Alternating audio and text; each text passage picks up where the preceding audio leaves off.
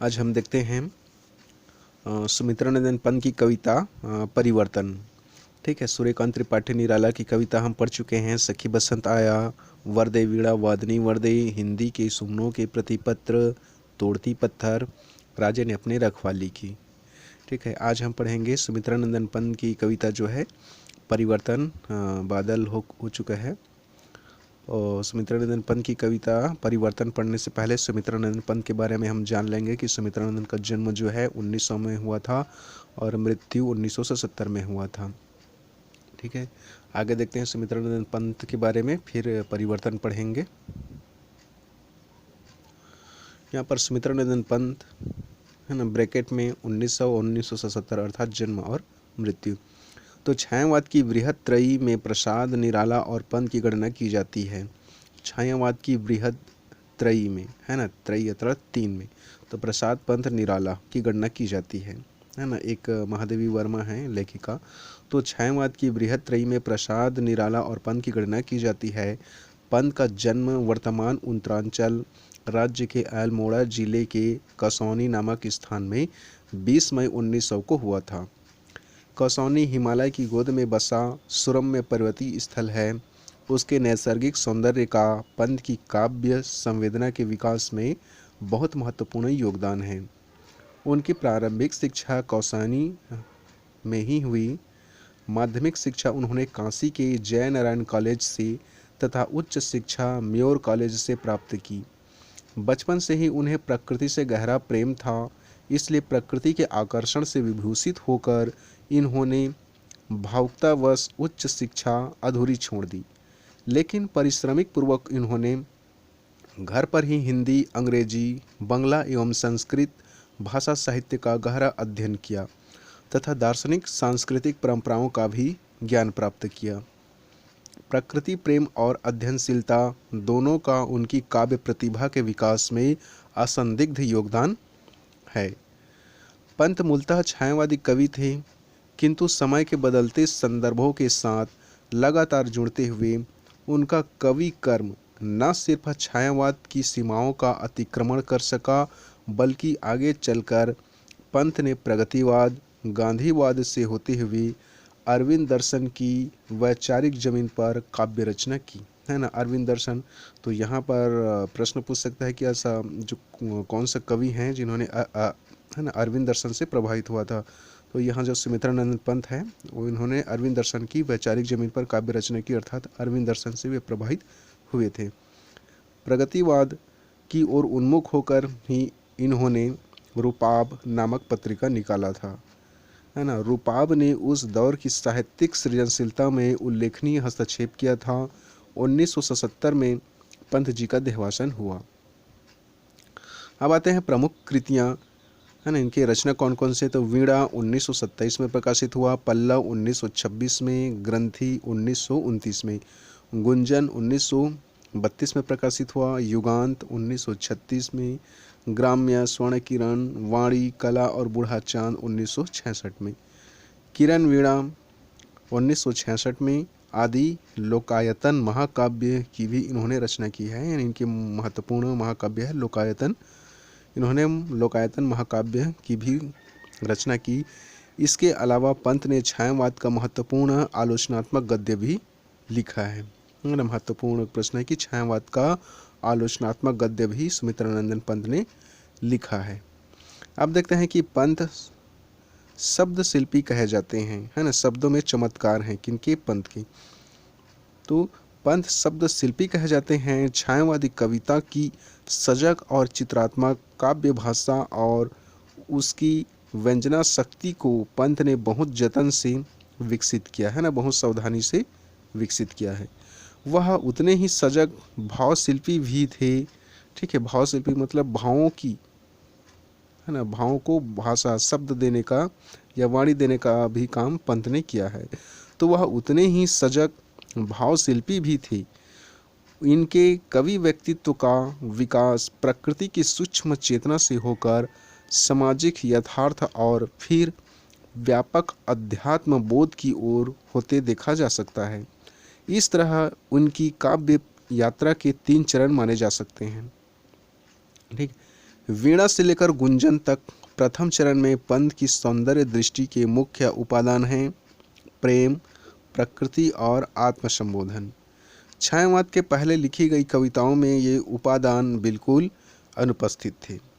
इसलिए जब पंत प्रकृति के सौंदर्यात्मक चित्र रचते हैं और उसे गहरे आकर्षण तथा विस्मय के साथ देखते हैं तो हिंदी कविता रोमांटिक भाव बोध के सर्वथा अनजाने प्रदेश में कदम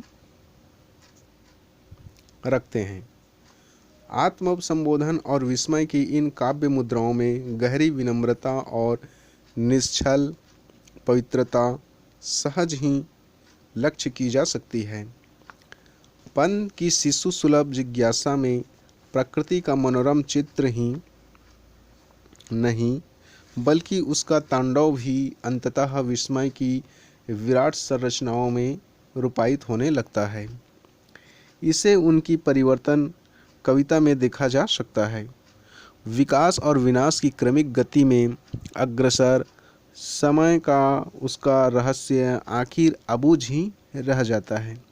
संसार की अज्ञेयता एक तथ्य बन जाती है। युगान के बाद की कविताओं में खास तौर में ग्राम्य में रहस्यात्मकता और अज्ञेय का कुहासा मानो छटने लगा था। प्रगतिवाद के वैचारिक दायरे में कदम रखते ही पंत का काव्य संसार एक बारगी उलट जाता है। कल्पना के वायवीय लोक से उतरकर वे यथार्थ के धरातल पर कदम रखा है।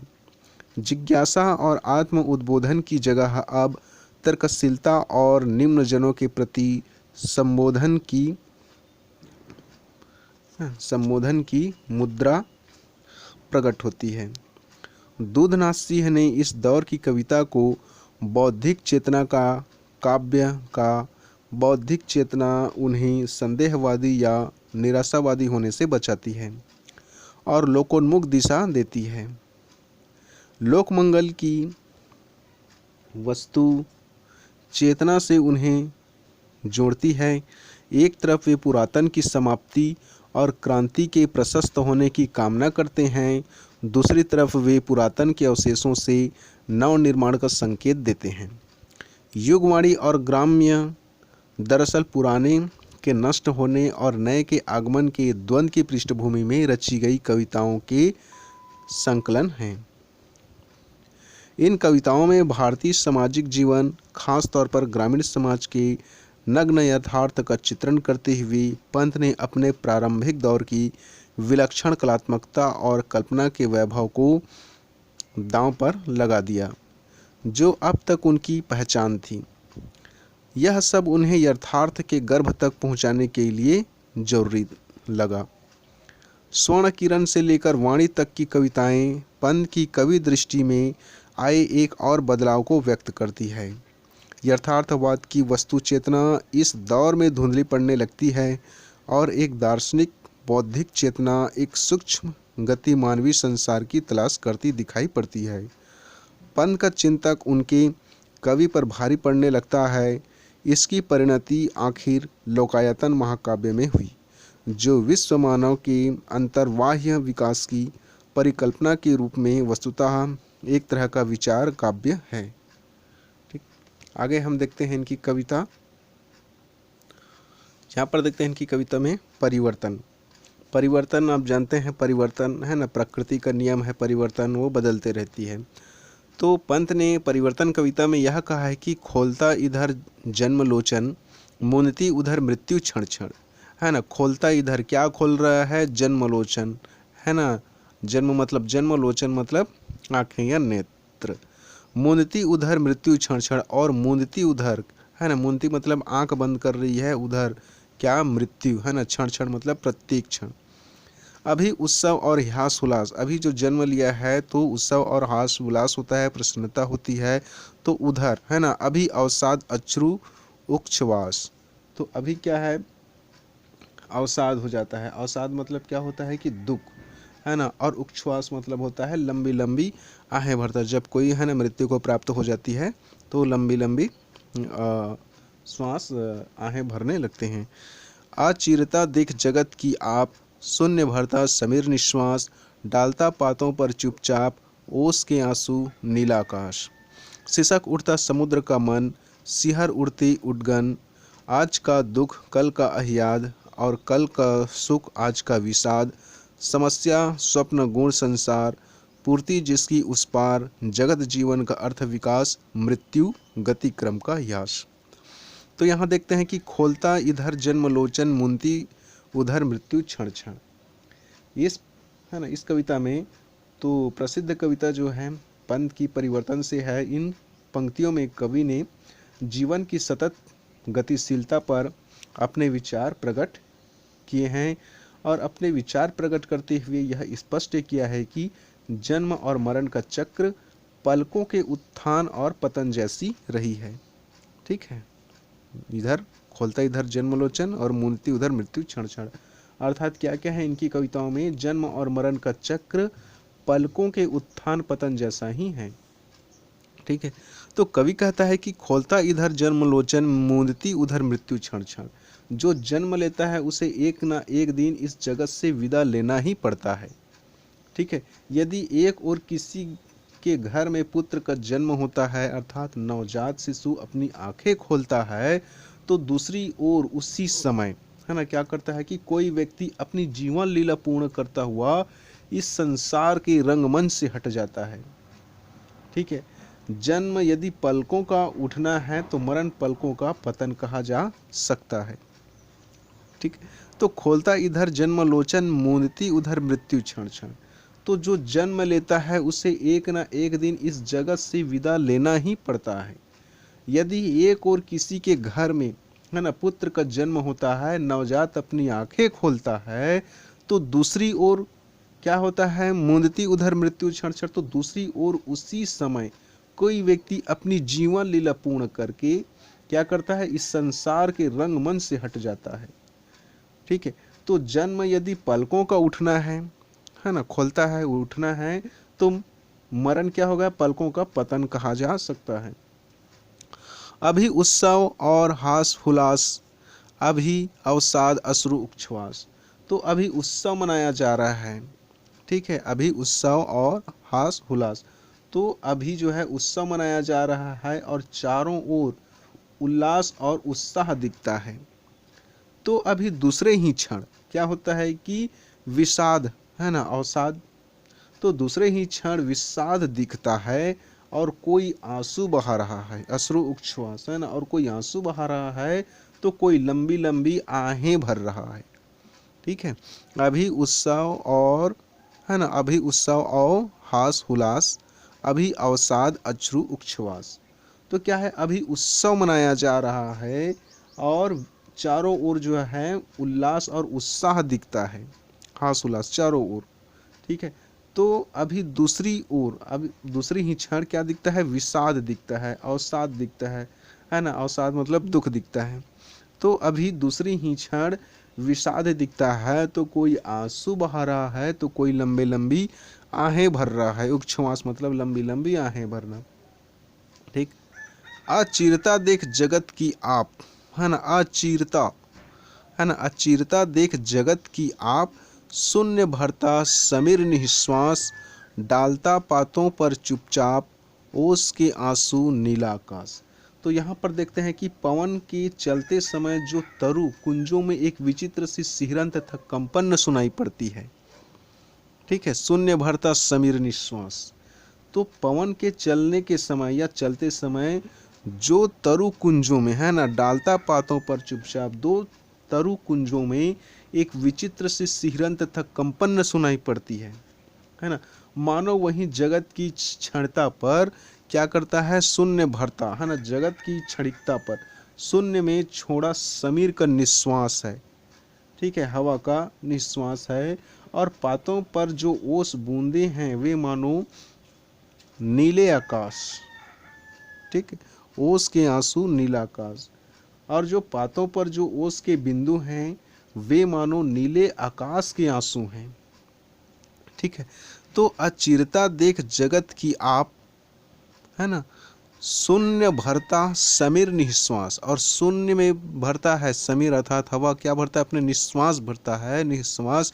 और डालता पातों पर, है ना, पातों पर मतलब पत्तों पर चुपचाप, ओस के आंसू नीलाकाश। तो यहाँ पर हम देखते हैं कि पवन के चलते समय जो तरु कुंजों में एक विचित्र सी सिहरन आ जाती है, एक विचित्र सी कंपन सुनाई पड़ती है, वही मानो क्या है, जगत की क्षणिकता पर शून्य में छोड़ा समीर का निश्वास है ना। और पत्तों पर जो ओस की बूंदें हैं, ठीक है, और पत्तों पर जो ओस की बूंदें हैं, मानो वे नीले आकाश के आंसू हैं। ठीक है, जो ओस की बूंदे गिरा रहता है तो ऐसा लगता है कि वो नीले आकाश के आंसू हो, जो इस परिवर्तन को देखकर सहज ही नेत्रों में फूट पड़े हैं। ठीक, सिसक उड़ता समुद्र का मन, सिहर उड़ते उडगन। तो समुद्र में उड़ते गिरते ज्वार भाटे, है ना, समुद्र में क्या उड़ता है, सिसक उड़ता समुद्र का मन। तो समुद्र में उठते गिरते ज्वार भाटे, आकाश में झिलमिलाते हुए, है ना, उडगन, अरे नक्षत्र, नक्षत्र का समूह के स्पंदन भी मानो उसी परिवर्तन से भयभीत होकर कांपते रहते हैं। जो नक्षत्र हैं, है ना, तारे हैं, इधर उधर, है ना, हिलते डुलते हैं, चलते हैं, सूर्य चंद्रमा आदि। तो शीर्षक उड़ता मन का, समुद्र का मन, सिहर उड़ते उडगन। तो यहाँ पर कवि कह रहा है कि समुद्र में उड़ते गिरते ज्वार भाटे और आकाश में झिलमिलाते हुए नक्षत्र समूह के स्पंदन भी मानो उसी परिवर्तन से भयभीत होकर कांपते रहते हैं। ठीक, एक बार फिर देख लो कि खोलता इधर जन्म लोचन, मुनती उधर मृत्यु क्षण क्षण, अभी उत्सव औ हास हुलास, अभी अवसाद अश्रु उच्छ्वास।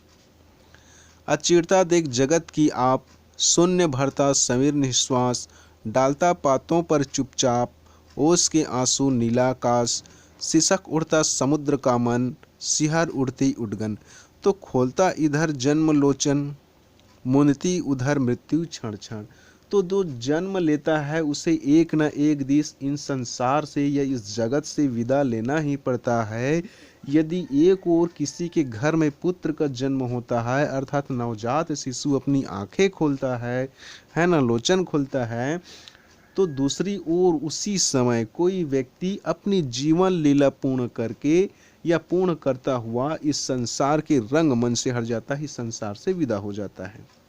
तो जन्म का यदि पलकों का उठना है ना, खोलता इधर जन्मलोचन, यदि जन्म जो है पलकों का क्या है, उठना है, तो मरण क्या होगा, पलकों का पतन कहा जा सकता है या बंद होना है।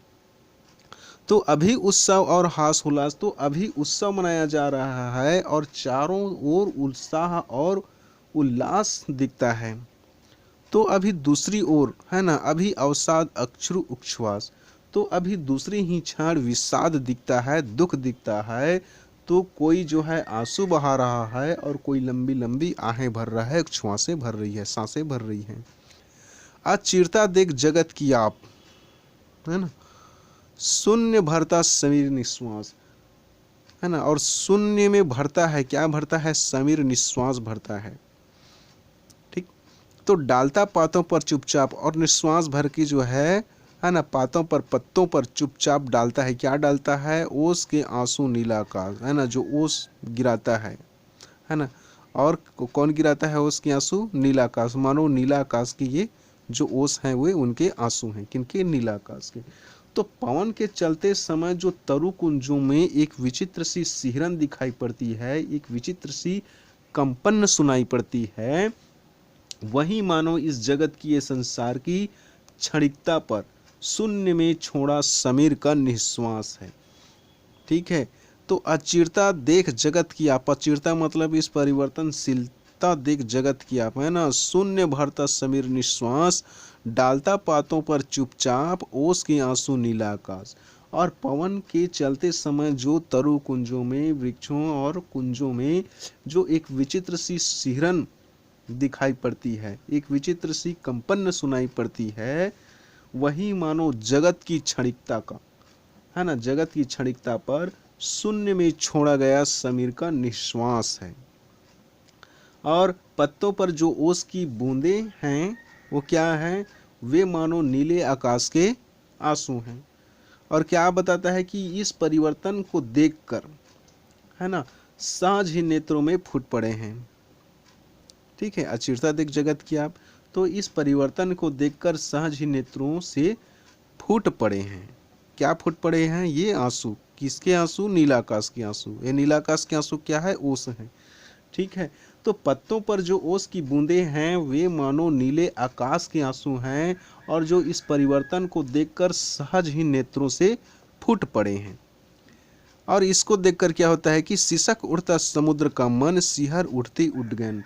तो समुद्र में उड़ते गिरते ज्वार भाटे तथा आकाश में झिलमिलाते हुए उड्डयन, है ना, नक्षत्र समूह के स्पंदन भी, है ना, जो हिलते डुलते रहते हैं ना, तो वे भी मानो क्या करते हैं, इस परिवर्तन से भयभीत होकर क्या है, कांपते रहते हैं। तो कवि ने क्या किया है इसमें, तो परिवर्तन के विनाशकारी प्रभाव से मानव ही नहीं बल्कि परिवर्तन प्रकृति भी भयभीत रहती है, और समस्त जड़ चेतन शक्तियां उसके संकेतों पर नाचती रहती है। ठीक है, अब देखते हैं आज का दुख, है ना, आज का दुख कल का अहियाद, और कल का सुख आज का विषाद। समस्या स्वप्न गुण संसार, पूर्ति जिसकी उस पार। जगत जीवन का अर्थ विकास, मृत्यु गति क्रम का ह्यास। अब यहाँ देखते हैं कि, है ना, आज का दुख कल का अहियाद। अहियाद मतलब होता है ना, प्रसन्नता। आज का दुख, है ना, कल का अहियाद। आज जो दुख है वो कल क्या है, प्रसन्नता में बदल जाएगी। और कल का सुख आज का विषाद, और कल का जो सुख है आज का विषाद हो जाएगी। विषाद मतलब दुखी हो जाएगा। समस्या स्वप्न गुण संसार, यह स्वप्न समस्या ही स्वप्न का गुण संसार है, जिसकी पूर्ति जिसकी उस पार। जगत जीवन का अर्थ विकास, है ना, जगत जीवन का अर्थ विकास। मृत्यु गति क्रम का ह्यास। अरे गति क्रम होता है ना, क्या होता है गति क्रम, मतलब तो गतिशीलता, और ह्यास मतलब तो आप जानते ही है, पतन या अभाव। तो इन पंक्तियों में कवि ने जीवन की, है ना, अधुनातन मनोवैज्ञानिक व्याख्या प्रस्तुत की है। किसमें, मनोवैज्ञानिक प्रक्रिया, मतलब ऐसा ही होता है। तो आज का दुख कल का अहियाद, और कल का सुख आज का विषाद। समस्या स्वप्न गुण संसार, जिसकी पूर्ति उस पार, है ना, पूर्ति जिसकी उस पार। जगत जीवन का अर्थ विकास, मृत्यु गति क्रम का ह्यास। इसमें देखते हैं कि, है ना, आज का दुख कल का अहियाद, मतलब बिना दुख के सब सुख व्यर्थ है, अर्थात बिना दुख के सुख का कोई मूल्य नहीं है। बिना आंसू के वेदना के जीवन भार बन जाता है। ठीक है, आंसू के द्वारा ही वेदना हल्की होती है। चूंकि संसार में दीनता दुर्बलता का अस्तित्व है, इसलिए दया क्षमा और यहाँ प्यार का महत्व माना जाता है। यदि संसार दुर्बल और दीन न हो तो फिर किसी को दया की आवश्यकता रहे, और, है ना, और न क्षमा की। देखते हैं कि संसार में दुख और सुख चक्र के समान घूमते रहते हैं। ठीक है, आज का दुख कल का अहियाद, इसको समझने से पहले, है ना, बिना दुख के सब सुख व्यर्थ हैं, अर्थात बिना दुख के सुख का कोई मूल्य नहीं है। बिना आंसू के वेदना के जीवन भार बन जाता है, आंसू के द्वारा ही वेदना हल्की होती है। चूँकि संसार में दीनता दुर्बलता का अस्तित्व है, इसलिए दया क्षमा और प्यार का यहाँ महत्व माना जाता है। यदि संसार दुर्बल, है ना, यदि संसार दुर्बल और हीन न हो तो फिर किसी न किसी को दया की आवश्यकता रहे, और न क्षमा की। देखते हैं आज का दुख कल का याद, और कल का सुख आज का विश्वास। समस्या स्वप्न गुण संसार, पूर्ति जिसकी उस पार। तो संसार में दुख और सुख चक्र के समान घूमते रहते हैं। आज जो दुख बना हुआ है कल वही प्रसन्नता में परिणित हो जाएगा, अर्थात दुख के द्वारा ही सुख की उत्पत्ति होती है, और जो कल सुख बना हुआ था वह आज दुख में बदल गया है। ठीक है, आज का दुख कल का अहियाद, और कल का सुख आज का विषाद। तो कवि कहता है कि संसार में दुख और सुख चक्र के समान घूमते फिरते रहते हैं। आज जो दुख बना हुआ है कल वही प्रसन्नता में परिणित हो जाएगा, है ना, अहलियाद में परिणित हो जाएगा, प्रसन्नता में परिणित हो जाएगा। अर्थात दुख के द्वारा ही सुख की उत्पत्ति होती है। और जो कल का सुख बना हुआ है और कल का सुख और जो कल का सुख बना हुआ था आज दुख में बदल जाएगा, और वह आज का विषाद अर्थात आज दुख में बदल गया है। इसलिए कवि कहता है कि संसार एक गहरी समस्या और गुण स्वरूप बन गई है। ठीक है, समस्या स्वप्न गुण संसार, इसलिए कवि कहता है कि संसार एक गहरी समस्या और गुण स्वरूप बन गया है, जिसकी पूर्ति उस पार है ना, पूर्ति जिसकी उस पार, जिसकी पूर्ति उस पार है। कौन सी पार? भौतिकता के त्याग करने से ही संसार की उलझी हुई पहेली का ज्ञान हो सकता है। ठीक है, तो जगत जीवन का अर्थ विकास, मृत्यु गति क्रम का ह्रास। आगे कवि कहता है कि जीवन का अर्थ है जगत का निरंतर विकसित होना, और मृत्यु का अर्थ है ना, गति तथा क्रम का नष्ट हो जाना। कहने का भाव यह है कि गति जीवन है और स्थिरता मृत्यु है। ठीक है, एक बार फिर देख लो कि आज का दुख कल का अहियाद और कल का सुख आज का विषाद, समस्या स्वप्न गुण संसार, पूर्ति जिसकी उस पार। जगत जीवन का अर्थ विकास, मृत्यु गति क्रम का ह्रास। आज का दुख कल का याद, यहाँ कवि कहता है, कौन कवि है ना, सुमित्रानंदन पंत कवि, परिवर्तन कवि है ना, परिवर्तन कविता में कहा है कि आज का दुख कल का याद, अर्थात संसार में दुख और सुख चक्र समान रूप से घूमते फिरते रहते हैं, चलते रहते हैं, और आज जो दुख बना हुआ है कल वही प्रसन्नता में परिणित हो जाएगा, अहलियाद में परिणित हो जाएगा, बदल जाएगा। अर्थात दुख के द्वारा ही सुख की उत्पत्ति होती है। तो आज का दुख कल का याद। तो कवि पंत जी कहते हैं कि संसार में दुख और सुख चक्र के समान चलते रहते हैं। आज जो दुख बना हुआ है कल वही प्रसन्नता में परिणित हो जाएगा, अर्थात दुख के द्वारा ही सुख की प्राप्ति होती है। और कल का सुख आज का विषाद, और जो कल सुख बना हुआ था वह आज दुख में बदल गया है। इसलिए है ना, समस्या स्वप्न गुण संसार, इसलिए संसार एक गहरी समस्या और गुण स्वरूप बन गया है, जिसकी पूर्ति उस पार है। अर्थात भौतिकता के त्याग करने से ही संसार की उलझी हुई पहेली का ज्ञान हो सकता है। ठीक, जगत जीवन का अर्थ विकास, और जगत है ना संसार का, तो जगत जीवन का अर्थ विकास, मृत्यु गति क्रम का ह्रास। तो जीवन का अर्थ क्या होगा? जगत का निरंतर विकास करना है। जगत अल्फ विराम है, जीवन का अर्थ विकास, तो जीवन का अर्थ है जगत का निरंतर विकसित होना, और मृत्यु का अर्थ है ना, मृत्यु गति क्रम का ह्रास, और मृत्यु का अर्थ क्या होगा कि गति क्रम का नष्ट हो जाना है। अर्थात जीवन गति है और स्थिरता मृत्यु है। ठीक, ये हुआ परिवर्तन। ठीक, एक बार और देख लो है ना, खोलता इधर जन्मलोचन, मुंती उधर मृत्यु क्षण क्षण, अभी उत्सव और हास हुलास, अभी अवसाद अश्रु उच्छ्वास, अचिरता देख जगत की आप, शून्य भरता समीर निश्वास, डालता पातों पर चुपचाप, ओस के आंसू नीला आकाश, सिसक उड़ता समुद्र का मन, सिहर उड़ते उडगन, आज का दुख कल का अहियाद और कल का सुख आज का विषाद, समस्या स्वप्न गुण संसार, पूर्ति जिसकी उस पार, जगत जीवन का अर्थ विकास, मृत्यु गति क्रम का ह्रास। ठीक है, तो जिसको समझ में नहीं आए परिवर्तन एक बार और देख लो कि परिवर्तन क्या होता है? परिवर्तन होता है, बदलता रहता है ना। तो कवि किसको बदलने की बात कर रहा था? इस कवि है ना, इस कविता में जो कवि ने जीवन की सतत है ना गतिशीलता पर अपने विचार प्रकट करते हुए यह स्पष्ट किया है कि जन्म और मरण का चक्र पलकों के उत्थान और पतन जैसी है। ठीक है, तो जन्म और मरण का जो चक्र है पलकों के उत्थान और पतन जैसा ही है।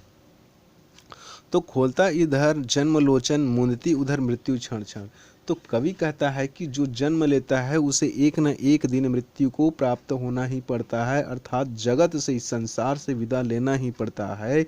यदि एक और किसी के घर में पुत्र का जन्म होता है, अर्थात नवजात शिशु अपनी आंखें खोलता है, तो दूसरी ओर क्या होता है कि कोई व्यक्ति अपनी जीवन लीला को समाप्त कर इस संसार से विदा हो जाता है, अर्थात इस संसार के रंगमंच से हट जाता है। ठीक है, तो खोलता इधर जन्मलोचन, मूंदती उधर मृत्यु क्षण क्षण। तो खोलता इधर जन्मलोचन, है ना, जो जन्म लेता है उसे एक न एक दिन इस जगत से विदा लेना ही पड़ता है। यदि एक और किसी के घर में पुत्र की प्राप्ति होती है, अर्थात पुत्र का जन्म होता है, नवजात शिशु अपनी आंखें खोलता है, तो दूसरी ओर क्या होता है कि उसी समय कोई व्यक्ति अपनी जीवन लीला पूर्ण करता हुआ इस संसार के रंगमंच से हट जाता है। ठीक है, तो जन्म यदि पलकों का क्या है, उठना है, तो मृत्यु या मरण पलकों का पतन कहा जा सकता है। अभी उत्सव और हास हुलास, अभी अवसाद अक्षरु उच्छ्वास।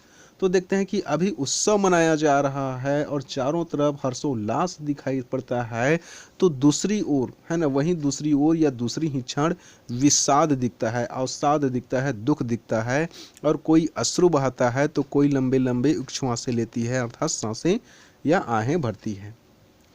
अचिरता देख जगत की आप, है ना, इस संसार की अचिरता देख आप, है ना, कैसा है कि शून्य भरता समीर निश्वास, डालता पातों पर चुपचाप, है ना, समीर जो है ना, शून्य में अपनी निश्वासें भरती है और डालता पातों पर चुपचाप, चुपचाप, है ना, पत्तियों पर क्या डालता है, ओस के आंसू, है ना, और ओस डाल देता है, ओस के आंसू नीलाकाश, और वो जो है ना ओस हैं वो किसके आंसू हैं, नीला आकाश के आंसू हैं।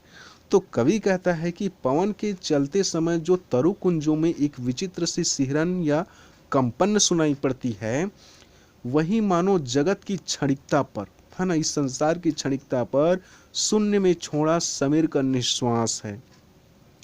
पत्तों पर जो ओस बूंदे हैं वे मानो क्या है, नीले आकाश के आंसू हैं, और जो इस परिवर्तन को देखकर सहज ही नेत्रों में फूट पड़े हैं। ठीक, तो समुद्र में उठते गिरते ज्वार भाटे, सिसक उड़ता समुद्र का मन, सिहर उड़ते उडगन। ठीक है, तो समुद्र में उड़ते गिरते ज्वार भाटे तथा आकाश में झिलमिलाते हुए नक्षत्रगण या नक्षत्र का समूह के स्पंदन भी मानो उसी परिवर्तन से भयभीत होकर कांपते रहते हैं, अर्थात जो हमें, है ना, चांदनी रात को दिखाई पड़ती है, हिलते डुलते दिखाई पड़ती है, तो परिवर्तन से भयभीत होकर ही वे कांपते रहते हैं।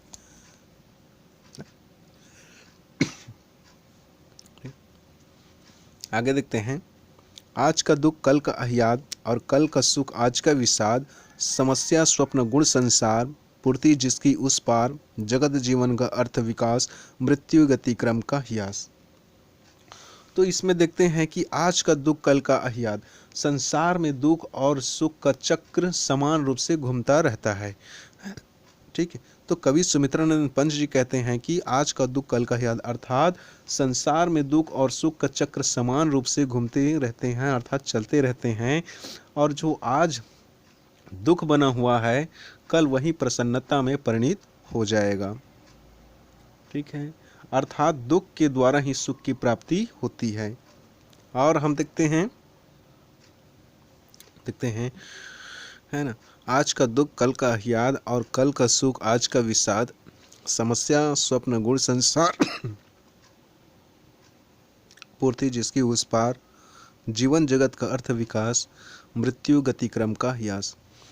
तो कवि सुमित्रानंदन पंत जी कहते हैं कि संसार में दुख और सुख का चक्र समान रूप से चलते रहता है, और जो दुख बना हुआ है कल वही प्रसन्नता में परिणित हो जाएगा, अर्थात दुख के द्वारा ही सुख की उत्पत्ति होती है, और जो कल सुख बना हुआ है आज वही दुख में बदल गया है। इसलिए संसार क्या है, एक गहरी समस्या और गुण स्वरूप बन गया है, जिसकी पूर्ति उस पार है, उस पार है अर्थात भौतिकता के त्याग करने से ही संसार की उलझी हुई पहेली का ज्ञान हो सकता है। है ना। जगत जीवन का अर्थ विकास, मृत्यु गति क्रम का ह्रास। तो यहाँ देखते हैं जीवन का अर्थ है जगत का निरंतर विकसित होना, और मृत्यु का अर्थ है गति का क्रम नष्ट हो जाना। कहने का भाव यह है कि गति जीवन है और स्थिरता मृत्यु है। ठीक है, आप लोग देख लेंगे कविता को। ठीक है, नेक्स्ट कविता हम पढ़ेंगे ताज, है ना। ताज में क्या कहा गया है कि हम देखते हैं कि हाय मृत्यु का ऐसा अमर अपार्थिव पूजन, जब विषण निर्जीव पड़ा हो जग का जीवन, स्फटिक सौंध में हो श्रृंगार मरण का शोभन, नग्न क्षुधातुर वास विहीन रहे जीवित जन। ठीक है, इसको आप पढ़ के आइएगा, है ना। नेक्स्ट दिन हम ताज पढ़ेंगे।